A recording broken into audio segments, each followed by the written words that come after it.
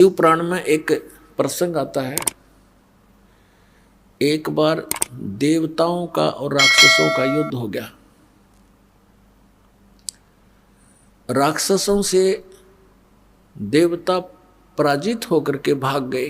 फिर समुद्र के किनारे छुपकर जाकर कहीं दूरी पर फिर भक्ति करने लगे।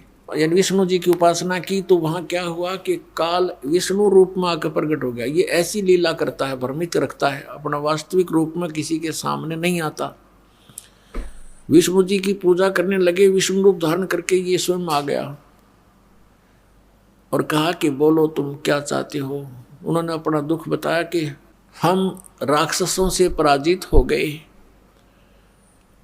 और हम बहुत कष्ट में रहते हैं, हमारा कुछ समाधान करो प्रभु।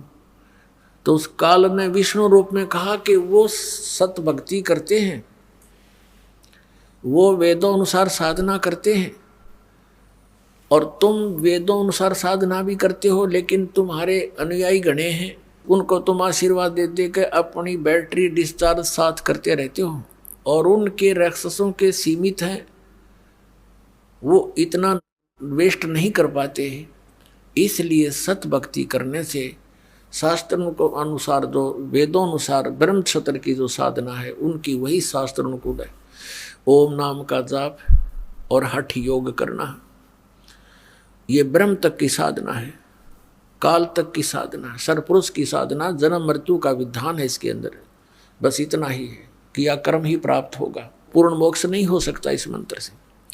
तो उस काल ने क्या कहा कि मैं तुम्हारी मदद करूंगा और मैं एक दूत भेजूंगा उन राक्षसों में, बड़ा विद्वान बना के, और उनकी वेदों अनुसार साधना को छुड़वा दूंगा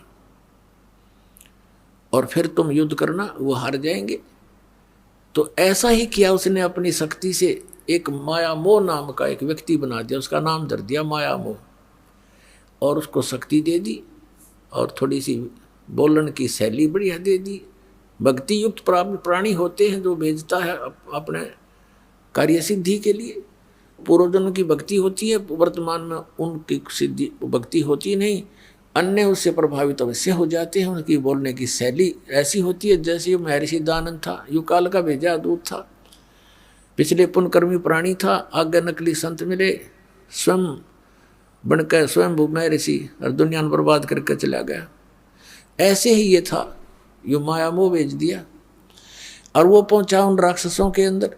अब उनको लगा शिक्षा देने कि तुम जो भक्ति करते हो इससे क्या लाभ है, ऐसा है वैसा है, पता नहीं कितने प्रवचन करे, धारावाहिक बोलर, छक्के छक्के छुड़ा दे बोलन में। हमने क्या करें, घना बोलने के तो भूसा भी बक जाया करे। तो कहने का भाव ये है कि उन सभी ने उस चतुर व्यक्ति, उस काल के दूत की बातों को मान लिया, अपने वेदों अनुसार सत साधना जो करते थे उसको त्याग दिया और फिर वो डले ढोंड लग गए जो मूर्ख बना गया और नकली। और फिर जब उनको पता चला देवताओं को,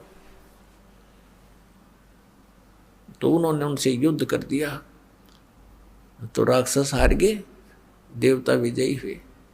तो आज आपकी वो सतिथि होगी। इस काल ने कहा था सतयुग में वचन हुए थे परमात्मा से।